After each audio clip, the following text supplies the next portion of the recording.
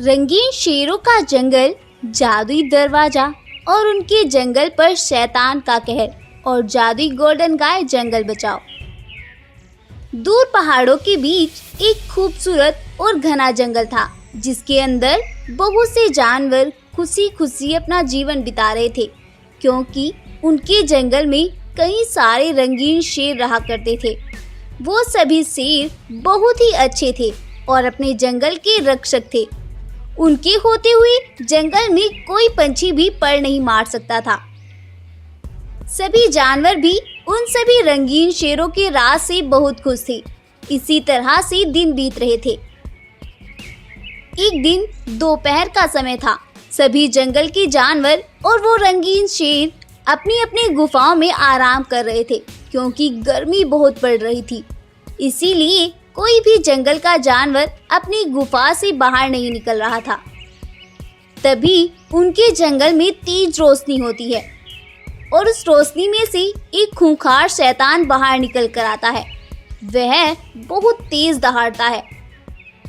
उसकी दहाड़ की गूंज से पास में ही पेड़ के नीचे सो रही एक हिरन एकदम से हुदक कर उठती है और इधर उधर देखती है। तभी उसकी नजर उस खूंखार शैतान पर पड़ती है। उस शैतान को देखकर हिरन एकदम से वहां से दौड़ पड़ती है और वह भागती हुई सीधे रंगीन शेरों के पास जाती है और उन रंगीन शेरों को अपने जंगल में आई आफत के बारे में बताती है। अरे अरे महाराज, हमारे जंगल में एक आफत आन पड़ी है। मैंने अभी अभी देखा है, हमारे जंगल में एक तेज रोशनी हुई और उस रोशनी में से एक शैतान निकल कर आया।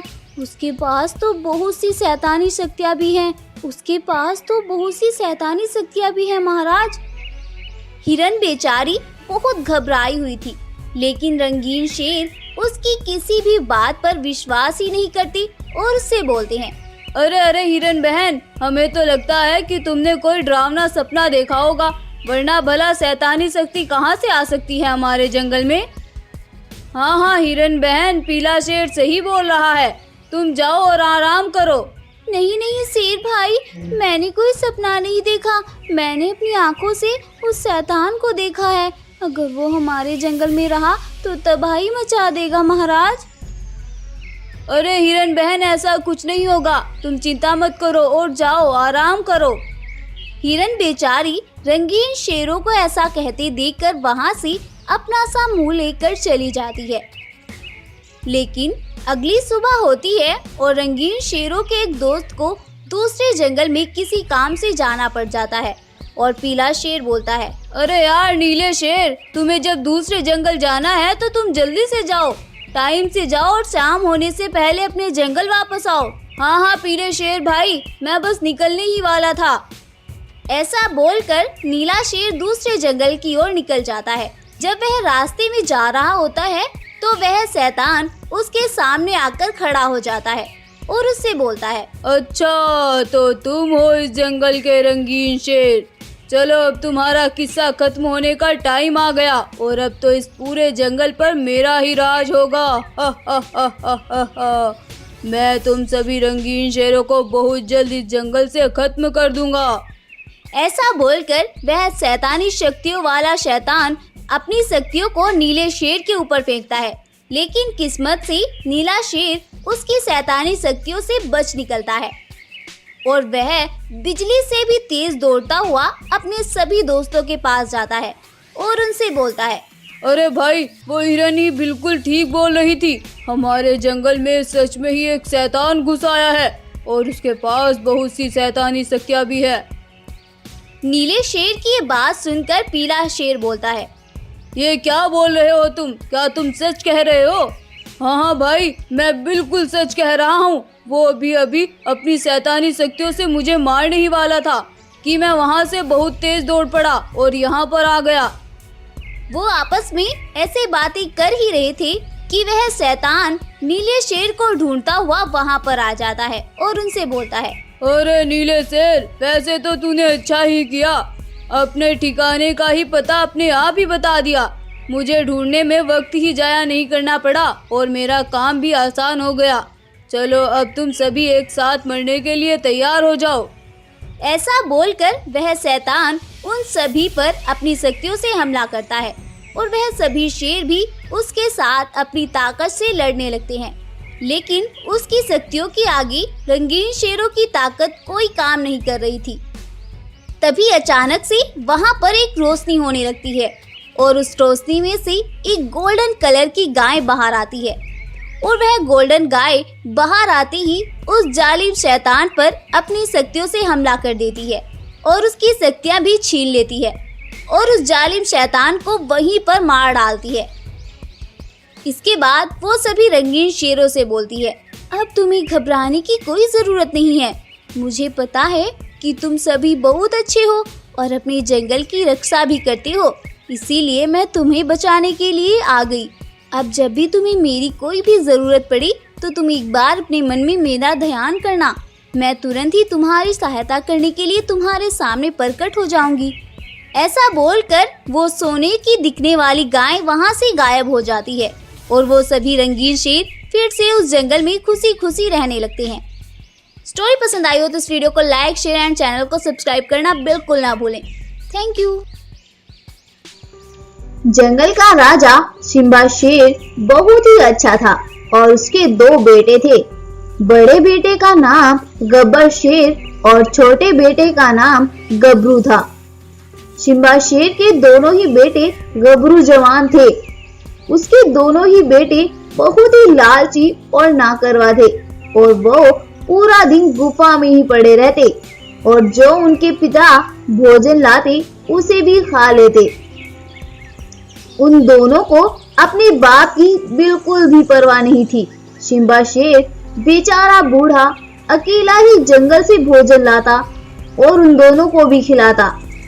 अब जिसकी बैठकर खाने की उम्र थी वो ही बेचारा उन दोनों निकम्मों को खाना लाकर देता था। कभी कभी तो सिम्बा शेर को बहुत ज्यादा गुस्सा आ जाता और वह उन दोनों को डांट भी दिया करता था। आखिर मैं कब तक तुम दोनों निकम्मों को खाना ला ला कर खिलाता रहूंगा? अब तो मेरी उम्र हो चली है।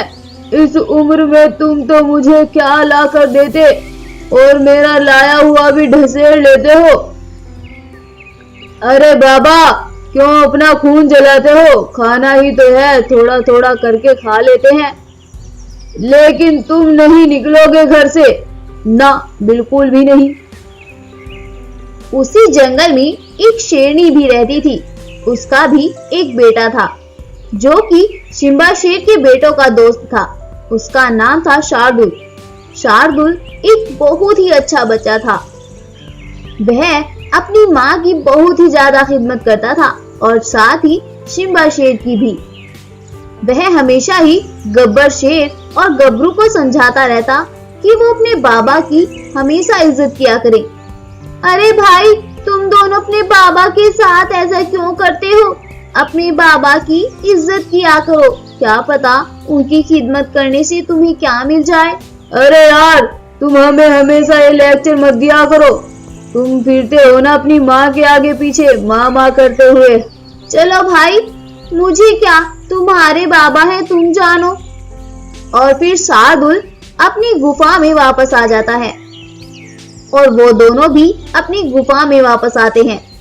जब वो अपनी गुफा में वापस आते हैं तो वो वहां जाकर देखते हैं कि सिम्बा शेर की तबीयत बहुत ज्यादा खराब हो गई है और वह नीचे पड़ा हुआ कर्रा रहा है। जब सिम्बा शेर अपने बेटों को आते देखता है तो उसे एक उम्मीद जाग जाती है कि वो अब बच जाएगा। अपने बेटों को देखकर सिम्बा शेर उनसे बोलता है, अरे बेटो, तुम आ गए। मुझे पता था कि जब बकरी तुम्हें मेरी तबीयत का बताएगी तो तुम दौड़ते हुए मेरे पास आ जाओगे। अरे बकरी, हमें तो उसने कुछ नहीं बताया। हम तो अपनी मर्जी से आए हैं और अब तो हम बहुत ही ज्यादा थक भी गए हैं। अरे बेटा, चलो जो भी, तुम जरा जाकर हकीम भालू को बुला लाओ। मेरी तबीयत तो और भी ज्यादा खराब होती जा रही है। अरे बाबा, हमने कहा ना कि हम बहुत थक गए हैं, अब तो हमारे में चलने की भी हिम्मत नहीं बची है। हमसे न जाया जाता अब कहीं। उधर वह बकरी जिसे सिम्बा शेर ने अपने बेटों को बुलाने भेजा था, वो शेरनी की गुफा पर जाती है और शेरनी और शार्दुल को सिम्बा शेर की तबीयत का बताती है।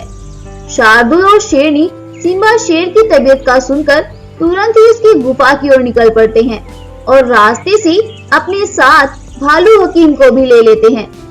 जब वो दोनों गुफा पर पहुंचते हैं तो वहां जाकर देखते हैं कि सिम्बा शेर की तबीयत बहुत ज्यादा खराब है।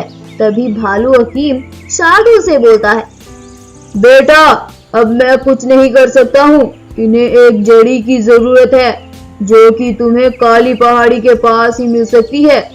तभी शेरनी सिम्बा शेर के बेटों से बोलती है, अरे बेटा जाओ तुम जल्दी से जड़ी ले आओ, क्या पता तुम्हारे बाबा की जान बच ही जाए। अरे हम कहीं नहीं जा रहे, हम तो अभी बहुत थके हुए हैं। तभी शार्दुल बोलता है, अरे भालू अंकल आप मुझे बताएं वो जड़ी कहाँ मिलेगी, मैं जाकर लाता हूँ। तब भालू बोलता है, बेटा वो जड़ी काली पहाड़ी के पीछे 2 पुल घर हैं, जिसमें से एक सोने का बना है और दूसरा पैसों का बना है। बस बेटा मुझे इतना ही पता है, लेकिन मुझे ये नहीं मालूम कि वो जड़ी आखिर मिलती कहाँ से है। तुम्हें वहां जाकर उस जड़ी को ढूंढना होगा, आगे तुम्हारी अच्छाई ही तुम्हें उस जड़ी तक ले जा सकती है। सोने के घर का सुनकर शेर के दोनों बेटों के मन में भी लालच आ जाता है और वो शार्दुल से बोलते हैं, अरे दोस्त चलो हम भी तुम्हारे साथ चलते हैं, तुम्हारा वहां अकेले जाना बिल्कुल भी ठीक नहीं है। और वो तीनों पहाड़ी की ओर चल देते हैं। काली पहाड़ी पर पहुंचकर वो देखते हैं कि वहां पर तो 2 पुल घर हैं, एक पैसों का बना है और दूसरा सोने का बना है। जो पुल घर पैसों का बना है उस पर एक बूढ़ा शेर खड़ा हुआ है और जो सोने का बना है एक विशाल सोने का शेर खड़ा हुआ है। पैसों वाले घर के पास जो बूढ़ा शेर खड़ा हुआ है वो बहुत ही ज्यादा घायल अवस्था में है और वह दूसरा एक हट्टा खट्टा गबरू जवान बहुत ही विशाल सोने का शेर है। वो दोनों भाई तो सोने के शेर को देखकर उसकी ही तरफ दौड़ पड़ते हैं, लेकिन शार्दुल बेचारा उस बूढ़े शेर से पूछता है, अरे बाबा क्या मैं आपकी कोई मदद कर सकता हूँ? बूढ़ा शेर बोलता है, हाँ बेटा मैं इसी वजह से सुबह से यहाँ खड़ा हूँ कि कोई आए और मुझे ऊपर तक चढ़ाए, लेकिन अब तक कोई आया ही नहीं था।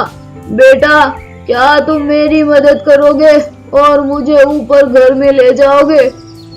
हाँ हाँ बाबा क्यों नहीं, मैं आया तो वैसे दूसरे काम से था, लेकिन मैं फिर वो काम कर लूंगा। और फिर शार्दुल उस बूढ़े शेर को उस घर के अंदर लेकर जाता है और अंदर जाते ही देखता है कि वह शेर एक सोने के शेर में बदल गया है और उसके पास तो बहुत सा सोना भी है।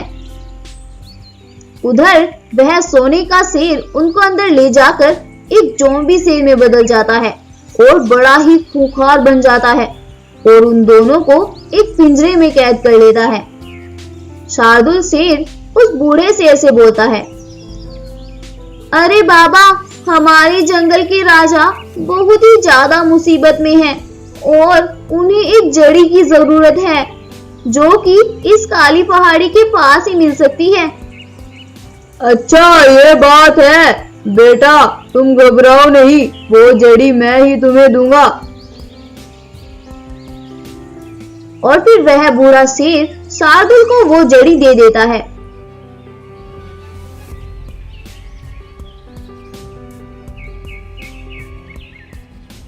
और शार्दुल उस जड़ी को लेकर दौड़ता हुआ सिम्बा शेर की गुफा पर वापस आता है और सिम्बा शेर को वो जड़ी खिला देता है।